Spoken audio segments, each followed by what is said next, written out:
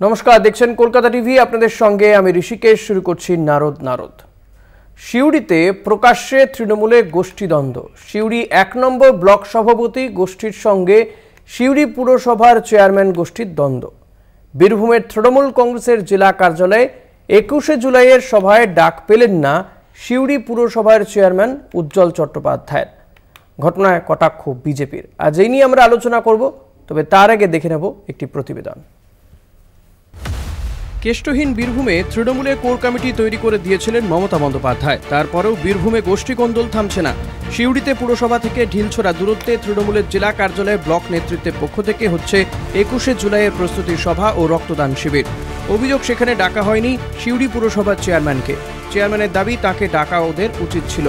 যদিও সিউড়ি ১ নম্বর ব্লকের তৃণমূলের ব্লক সভাপতির দাবি, সমস্ত অনুষ্ঠানে ডাকতে হবে এমন কোনো মানে নেই। আমাদের শহীদদের দিবসে রক্তদান খুব মহৎদান, কিন্তু এইটার কাউন্সিলররা যারা জনপ্রতিনিধি বা চেয়ারম্যান যারা, তাদের তো একটা সম্মান বলে ব্যাপার আছে।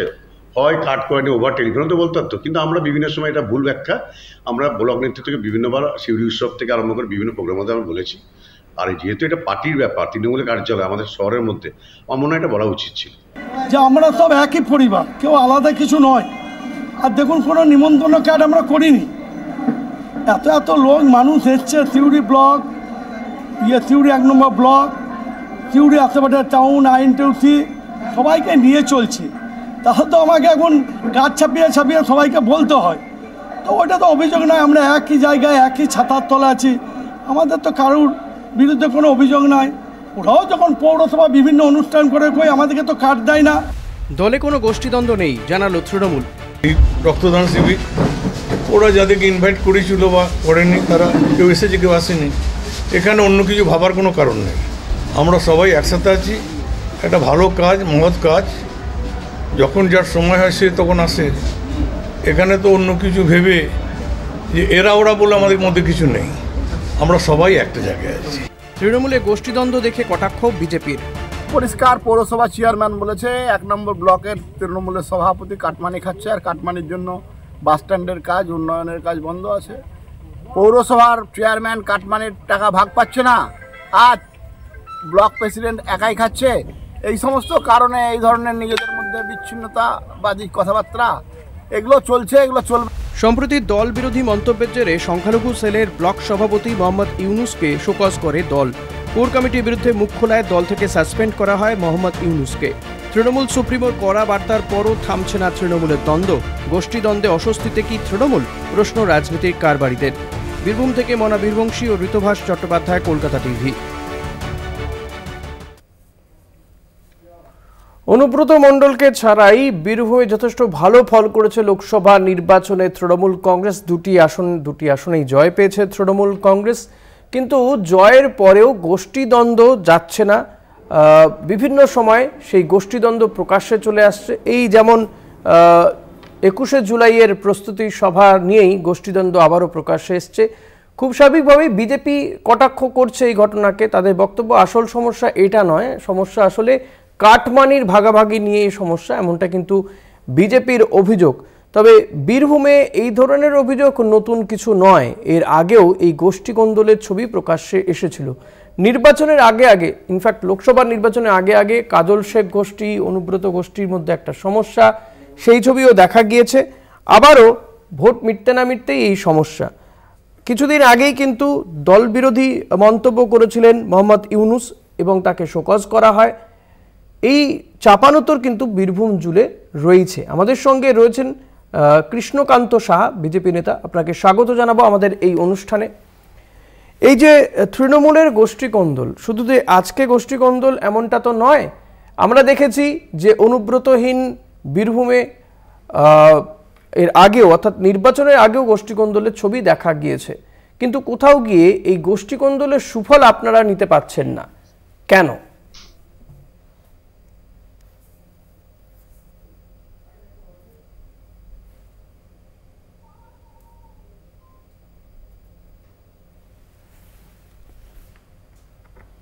হ্যালো, শুনতে পাচ্ছেন?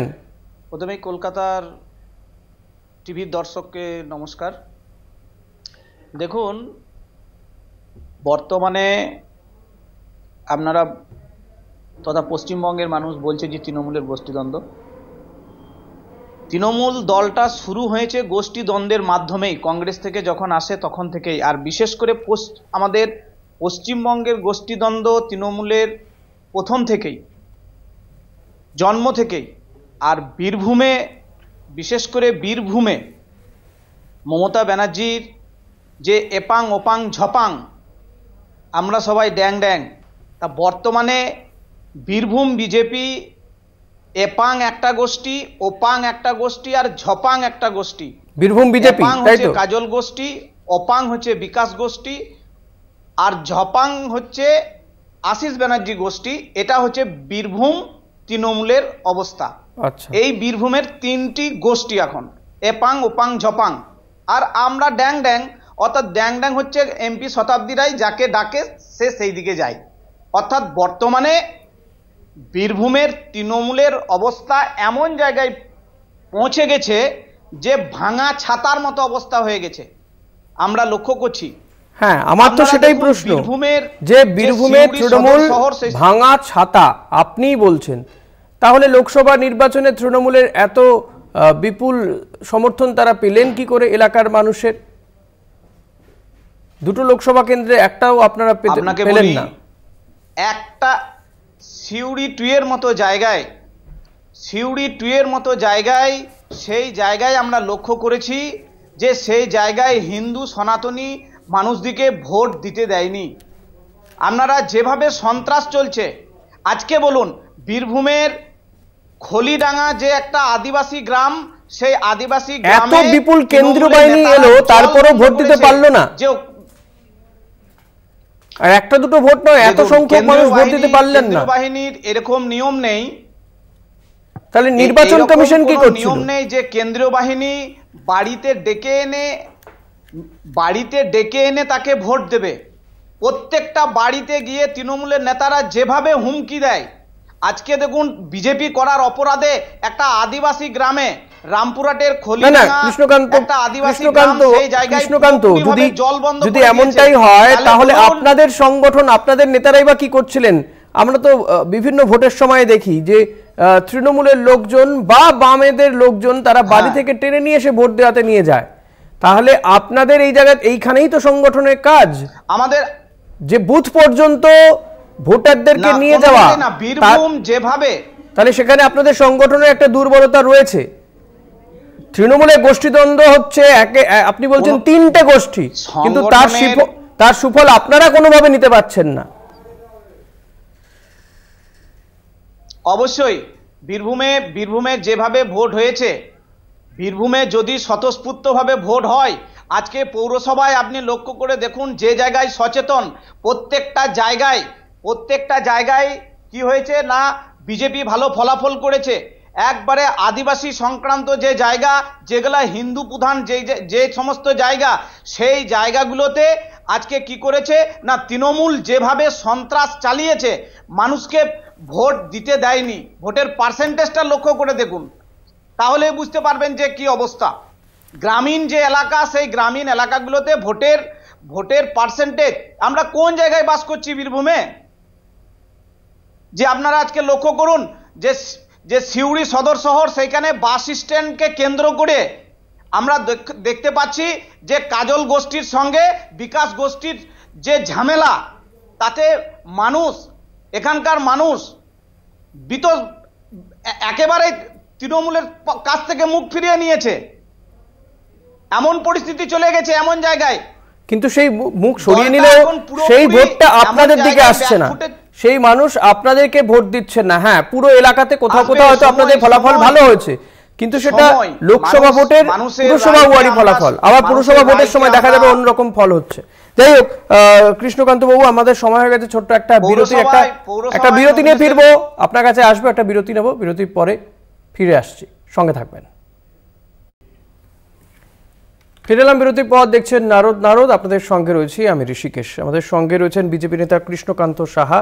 যদিও আমরা আলোচনা করছি বীরভূমের তৃণমূলের গোষ্ঠীকন্দল নিয়ে এবং একাধিক গোষ্ঠী সেখানে 21শে জুলাইয়ের তৃণমূলের যে শহীদ সমাবেশ ধর্মতলায়, আর সেই শহীদ সমাবেশকে সামনে রেখেই জেলায় জেলায় চলছে প্রস্তুতির সভা। কিন্তু দেখা যাচ্ছে সিউড়িতে সেখানে প্রস্তুতি সভায় এক পক্ষকে ডাকা হয়েছে, তো অন্য পক্ষকে ডাকা হয়নি। সিউড়ি পুরসভার চেয়ারম্যানকেই ডাকা হয়নি সেই প্রস্তুতি সভাতে। এই নিয়েই তরজা চলছে। আমি কৃষ্ণকান্ত আপনার কাছ থেকে যেটা জানতে চাইবো, যেটা বলছিলাম আপনার কাছ থেকে, যে এই যে তৃণমূল কংগ্রেসের গোষ্ঠীকন্দল, নিঃসন্দেহে এটা তাদের দলের বিষয়, যদিও তাদের কোনো প্রতিনিধিকে আজকে আমরা পাচ্ছি না এই মুহূর্তে দাঁড়িয়ে, কিছু নেটওয়ার্ক ইস্যু হচ্ছে, কিন্তু কোথাও গিয়ে একটা রাজনৈতিক দল, তারা শাসক দল, তাদের এই একটা দলের মধ্যে এতগুলো গোষ্ঠী তৈরি হয়ে গিয়েছে, ফলত সেখান থেকে আপনি বলছেন মানুষ বীতশ্রদ্ধ, প্রধান বিরোধী দল আপনারা, তাহলে সেই বীতশ্রদ্ধ মানুষ আপনাদের দিকে আসছে না কেন, বা ভোটে তার প্রতিফলন কেন ঘটছে না সামগ্রিকভাবে? একদম, মানুষ সময় কথা বলবে, সময়েই সবকিছু ঠিক হবে।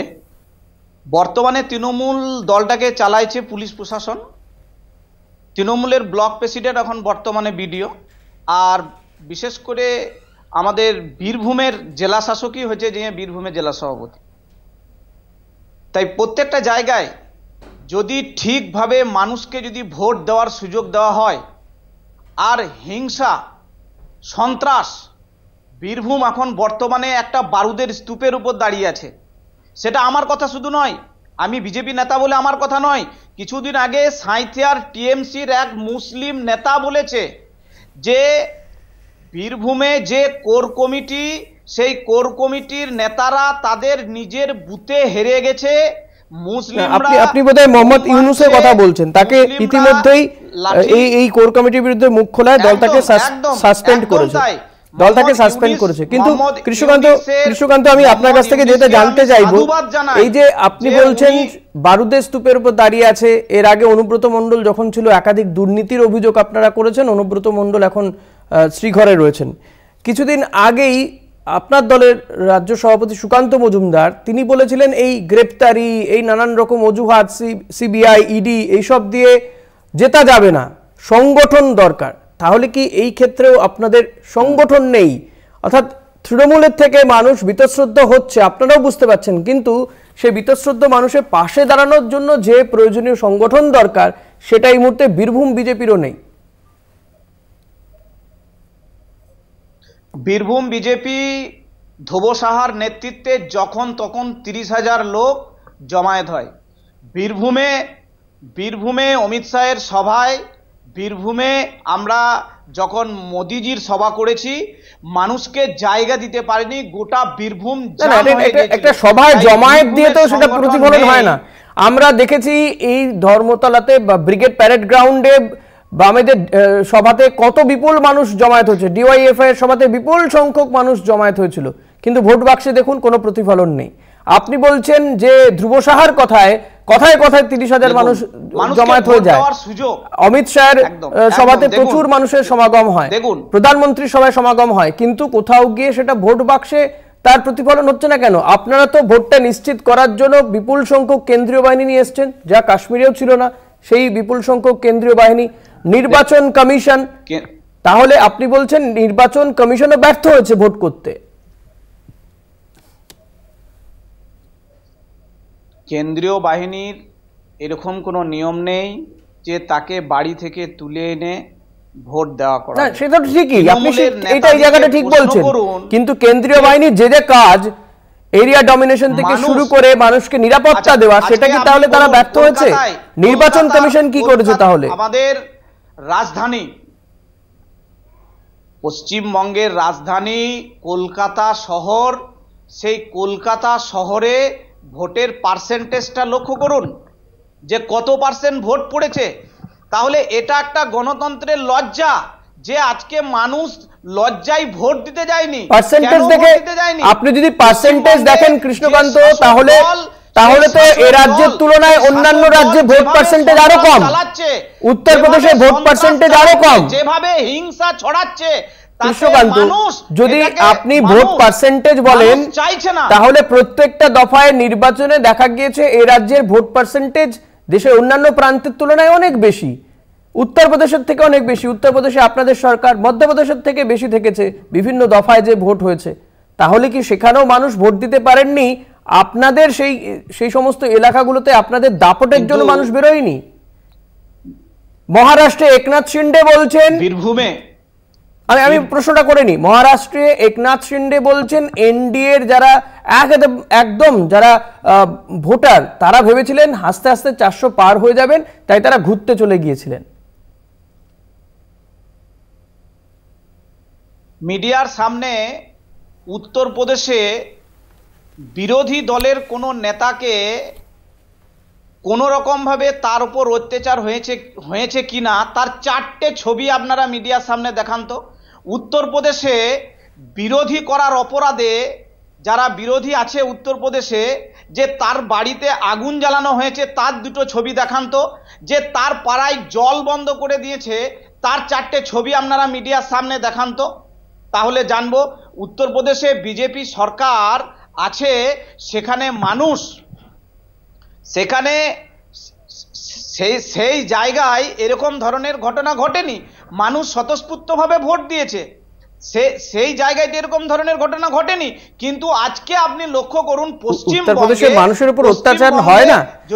এই যে যারা কৃষক আন্দোলন করছিলেন তাদেরকে গাড়িতে পিষে দেওয়া হলো, কয়েকজন মারা গেলেন, একের পর এক গণধর্ষণের ঘটনা। দেখুন আপনি এগুলোকে এড়িয়ে যান কি করে? হাতরাসের মতন ঘটনা ছবি না। আজকে আপনি লক্ষ্য করে দেখুন, আপনি বীরভূমে লক্ষ্য করে দেখুন, একটা আদিবাসী গ্রাম, সেই আদিবাসী গ্রামে জল বন্ধ করে দিয়েছে, প্রশাসনের কাছে রামপুরার এই জায়গাতেই তো আপনাদের ভূমিকা। যদি সেখানে প্রশাসনের ব্যর্থতা থাকে, শাসক দলের দাপট থাকে, মানুষ যদি অসহায় থাকে, সেখানে তো বিরোধী দল পৌঁছে যাবে। সিউড়ি শহরে সেখানে তো বিরোধী দল মানুষের কণ্ঠস্বর হয়ে দাঁড়াবে। অবশ্যই দেখা যাচ্ছে না আপনাদেরকে যতটা কোর্টে দেখা যায়, কিন্তু যদি আপনাদেরকে যতটা কোর্টে দেখা যায় ততটা বা স্টুডিওতে দেখা যায় ততটা আইন আদালতের কাছে যেভাবে আপনারা যান, আপনারা আন্দোলনে থাকেন না, আদালতে থাকেন, আন্দোলনে থাকেন না। কৃষ্ণকান্ত, আপনারা আদালতে থাকেন, আন্দোলনে থাকেন না। একদম ভুল কথা। দেখা যায় না, বিজেপি দেখা যায় না দাদা। ভালো করে লক্ষ্য করে দেখুন যে বীরভূম বিজেপি যেদিনই এখানে হকার উচ্ছেদের কথা বলেছে, সেই দিনই ধ্রুব সাহার নেতৃত্বে 3000 মানুষ রাস্তায় নেমেছে। এবং কি রামপুরহাটে যেদিনই বিজেপিদের উপর জল বন্ধ করেছে, সেদিনই 3000 মানুষ নিয়ে রামপুরহাটে এসডি অফিসে আমরা ধর্ণা দিয়েছি। আপনাদের দলে গোষ্ঠীকন্দল নেই, এবং আপনাদের দলে গোষ্ঠীকন্দল নেই। দুধ কুমার মণ্ডলের নাম মনে আছে? মিডিয়া যদি চটি চাটা হয় তাহলে দুধ কুমার মণ্ডলের নাম মনে আছে? কোথায় আছেন তিনি? বিজেপিতে আছেন দেখা যায়? অবশ্যই দুধ কুমার মণ্ডল আমাদের বর্ষিয়ান নেতা।